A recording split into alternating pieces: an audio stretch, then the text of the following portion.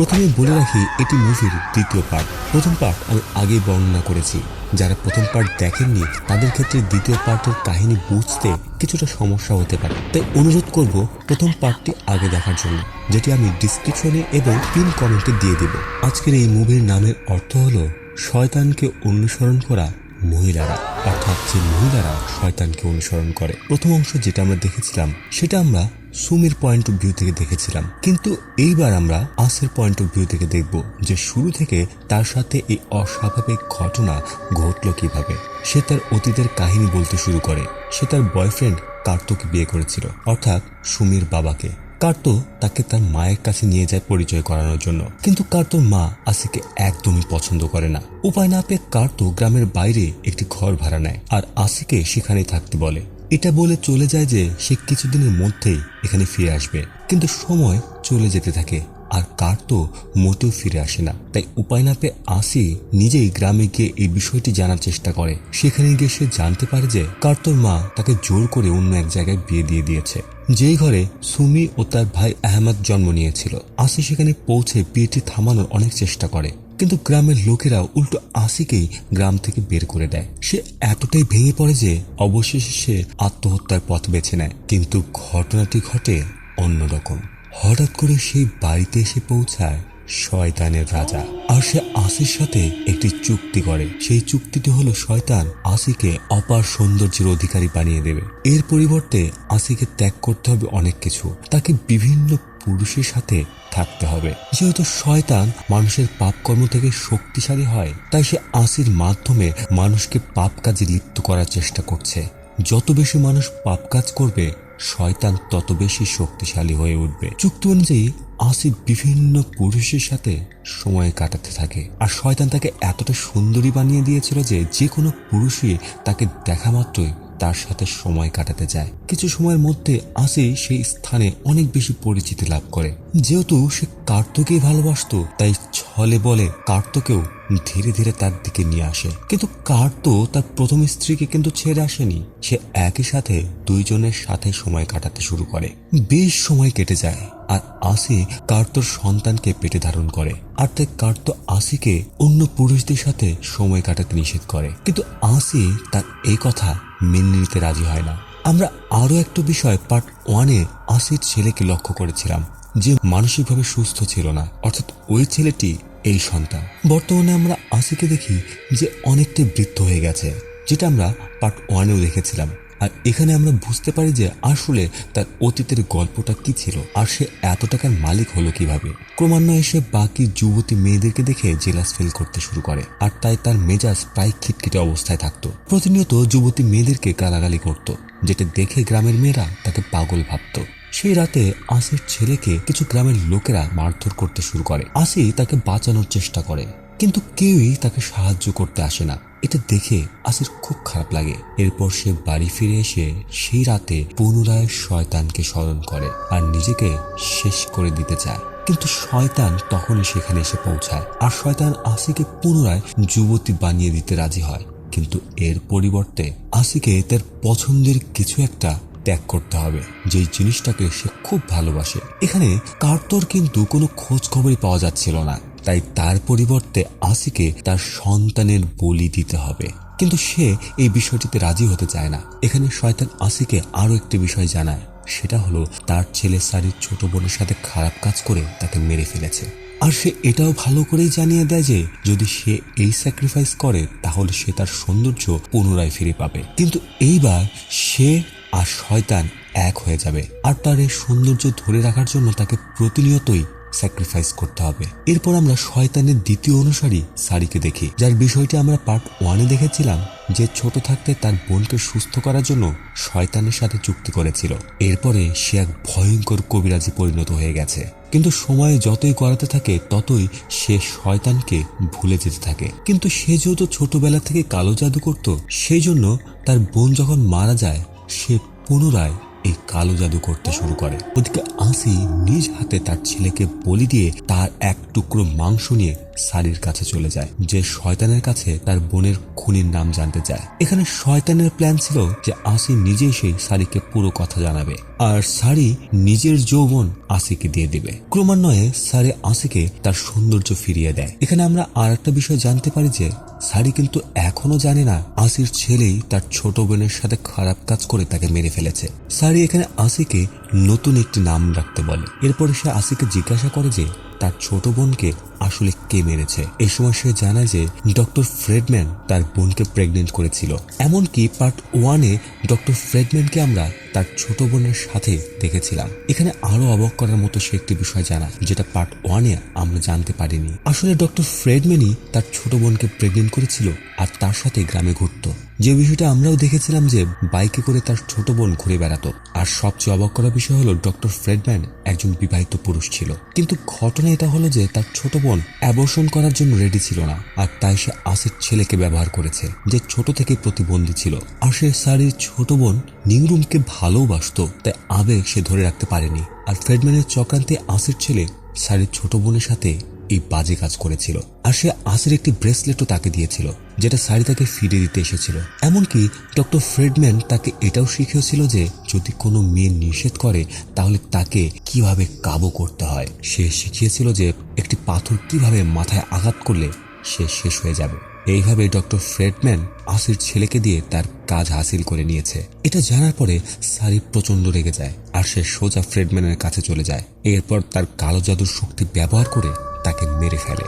ওদিকে আসি তার সৌন্দর্য পেয়ে নিজের নাম পরিবর্তন করে পুনরায় গ্রামে ফিরে আসে।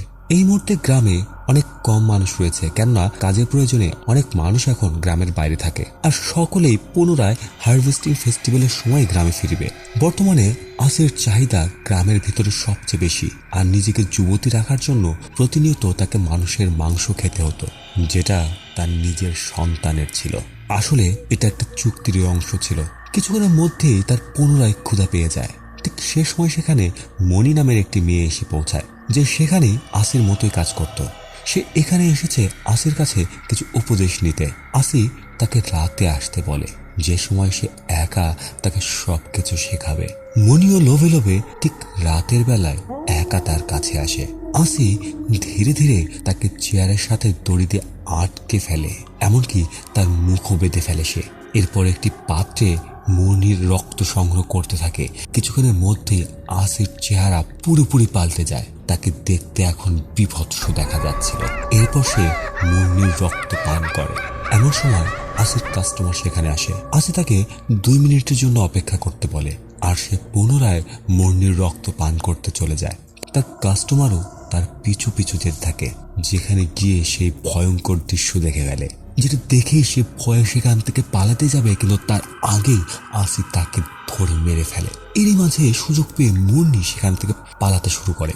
এরপর সে গ্রামে পৌঁছে সকলকে ঘটনা জানিয়ে দেয়। এ সময় শয়তান আসির কাছে আসে আর তাকে বলে সে যেন গ্রামের মানুষের কাছে ধরা দেয়। এরপর গ্রামের সকলে এসে তাকে মারাত্মকভাবে আহত করে একটি খাঁচায় বন্দি করে। এখানে আসি তার বৃদ্ধ হওয়া আসল চেহারা ফিরে আসে।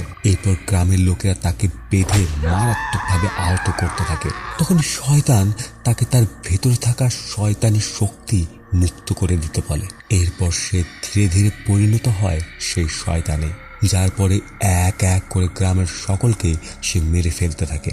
অন্যদিকে আমরা মুন্নিকে দেখি যে এখন শয়তানের বশে চলে এসেছে, আর যার আন্ডারে সে কাজ করত, অর্থাৎ যিনি তাকে কিনে নিয়ে এসেছিল, সে আসির হাত থেকে বেঁচে একটি ঘরে এসে লুকায়, যে ঘরে ছিল মুন্নি। এখন সে যাবে কোথায়? মুন্নি তাকে নিমিষেই মেরে ফেলে। এরপর সে আসির কাছে যায়। মুহূর্তে শুরু হয়ে যায় দুজনের মধ্যে লড়াই, কিন্তু আসি এতটাই শক্তিশালী ছিল যে সে মুহূর্তের মধ্যেই মুন্নিকেও মেরে ফেলে। এখানে আমরা লক্ষ্য করি যে গ্রামের সকলেই এখন শয়তানের বশে চলে এসেছে।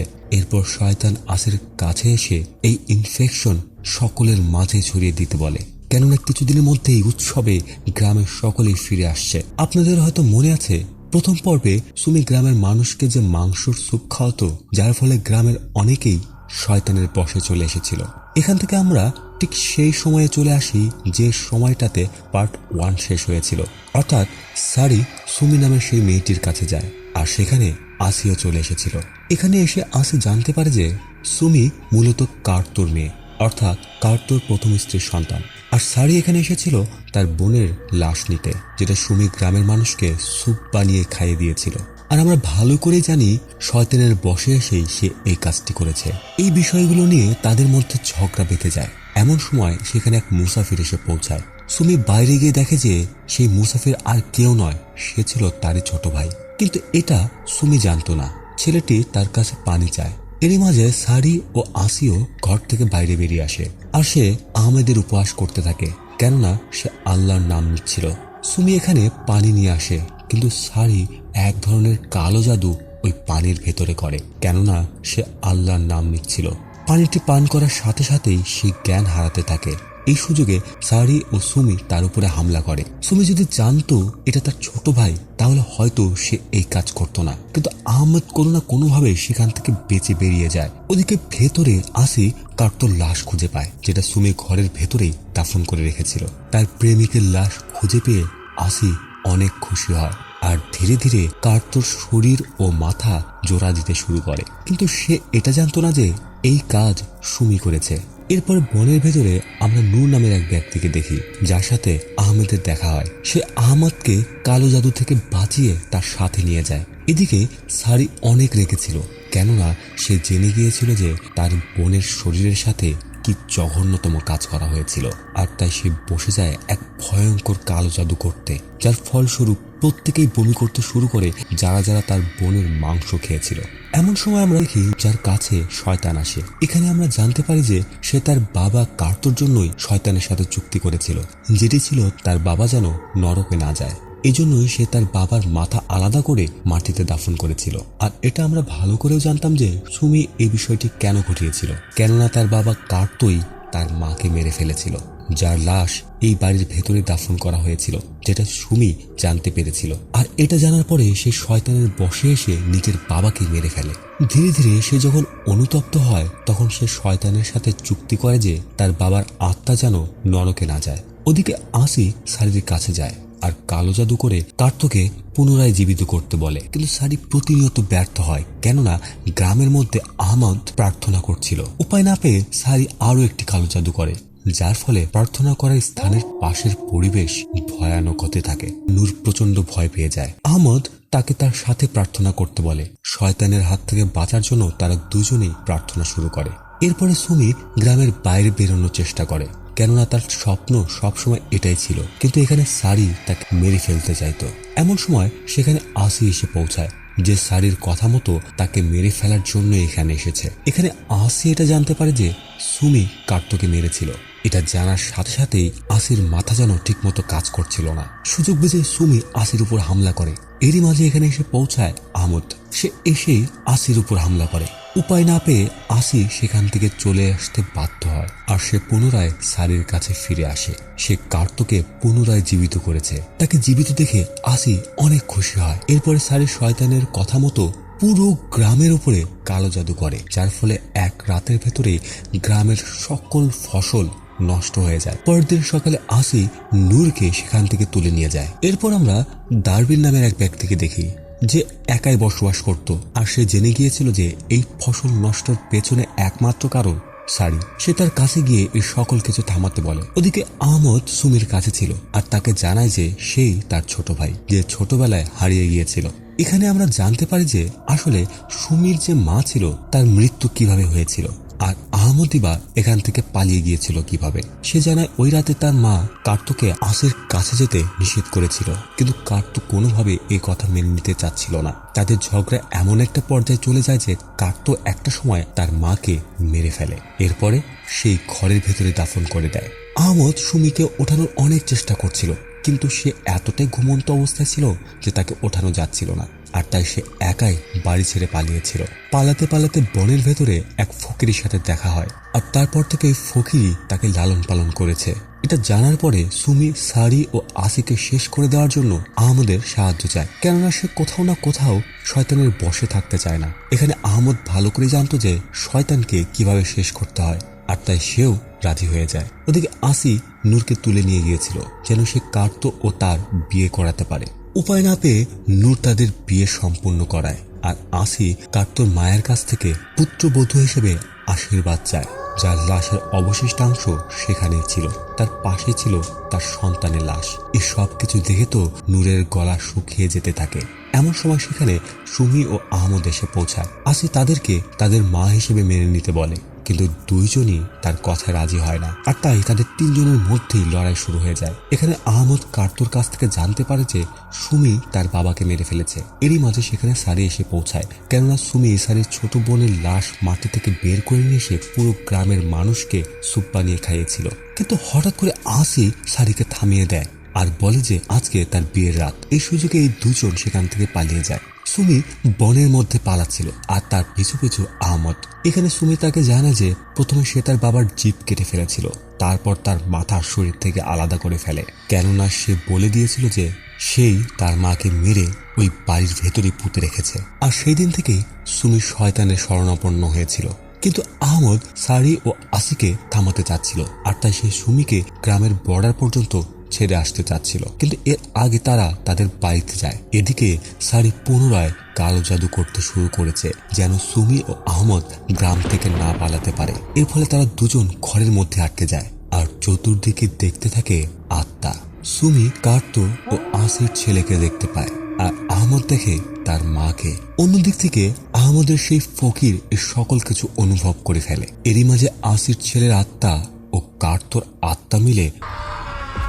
আর এদিকে আহমদ অনেক কষ্টে প্রার্থনা করতে শুরু করে, কিন্তু সারি এখনো পর্যন্ত সে কালো জাদু করেই যাচ্ছিল। এমন সময় ডারমিন এসে তাকে থামায়, যার ফলে সারি রেগে তাকে সেখানে মেরে ফেলে। পরের দিন সুমি ও আহমদ গ্রাম থেকে পালিয়ে যাওয়ার চেষ্টা করতে থাকে, কিন্তু শয়তান সুমির কাছে আসে, যে নিমিষেই সুমিকে কন্ট্রোল করতে শুরু করে। সে সুমিকে বশ করে আহমদের উপরে হামলা করায়। বেশ কিছুক্ষণ লড়াইয়ের পর আহমদ অনেক কষ্টে সুমির জ্ঞান ফিরিয়ে নিয়ে আসে। ওদিকে পাশেই নূর পালিয়েছিল। যেহেতু আহমদ সারি ও আসি দুজনকে থামাতে চাচ্ছিল, এজন্য সে একটি পরিকল্পনা করে, যেখানে সুমি নূর ও আহমদকে বেঁধে আসির বাড়ির সামনে আসে, যেখানে সে আসিকে আহমদের লাশ উপহার দিতে চায়। শয়তান আসিকে বারবার বোঝানোর চেষ্টা করে এটা তাদের একটি চক্রান্ত, কিন্তু তবুও আসি বাইরে বেরিয়ে আসে। আর যখনই সে আহমদকে ধরে, সাথে সাথে আহমদ তার পেটে ছুরি বসিয়ে দেয়, কিন্তু শয়তান এখনো আসির ভেতরে আছে। এদিকে সে সুমিকেও ভর করে ফেলে। এরপর তারা দুজন মিলে আহমদের উপর হামলা করে। এরই মাঝে সারিও সেখানে এসে কালো জাদু শুরু করে। ধীরে ধীরে পুরো গ্রাম অন্ধকারে ছেয়ে যায়। আর এর সাথে গ্রামের ভেতরে শয়তানে বশ হওয়া সকল আত্মাগুলোই বেরিয়ে আসতে শুরু করে। এমন সময় সেখানে আহমদের কবিরাজ এসে পৌঁছায়, যিনি এসে প্রার্থনা করতে শুরু করে আর শয়তানকে আসির শরীরের ভেতর থেকে বের করে ফেলে। তার প্রার্থনার মাধ্যমে সারির কালো জাদুও ভেঙে যায়, যার ফলে পুরো গ্রাম পুনরায় দিন হয়ে আসে। সকল আত্মাগুলো গায়েব হয়ে যায়। এদিকে শয়তান ধীরে ধীরে সারির শরীরের ভিতরে ঢুকে যায়। এরপর সে নূরকে মেরে ফেলে। এমন অবস্থা দেখে কবিরাজ এসে সারিকে ধরে প্রার্থনা করে তার ভেতর থেকে শয়তানকে বের করে নিয়ে আসে। এদিকে সুমিরও জ্ঞান ফিরে আসে আর সুমির পাপ কাজের জন্য সৃষ্টিকর্তার কাছে ক্ষমা চায়। আর শয়তান কিন্তু এখনো এই স্থানে আছে, আর তাই তারা তিনজনে মিলে ওই শয়তানকে খুঁজে মেরে ফেলার জন্য বেরিয়ে পড়ে। এখানে আমরা দেখি যে শয়তানের চিহ্নিত যে লকেটটি ছিল সেটা এখনো সুমির গলায় ঝুলন্ত অবস্থায় আছে। আর তাই সুমি দ্রুত সেটা খুলে ছুঁড়ে ফেলে। এরপর সে বেরিয়ে পড়ে, কেননা সে এখন শয়তানকে শেষ করে দিতে চায়, কেননা তার জন্যই আজ পুরো গ্রাম কবরস্থানে পরিণত হয়েছে। গল্পটি কেমন লাগলো তা অবশ্যই কমেন্টে লিখে জানাবেন। আর এমন আরো গল্প দেখতে চাইলে চ্যানেলটি সাবস্ক্রাইব করে রাখবেন। আর হ্যাঁ, একটা লাইক দিতে ভুলবেন না।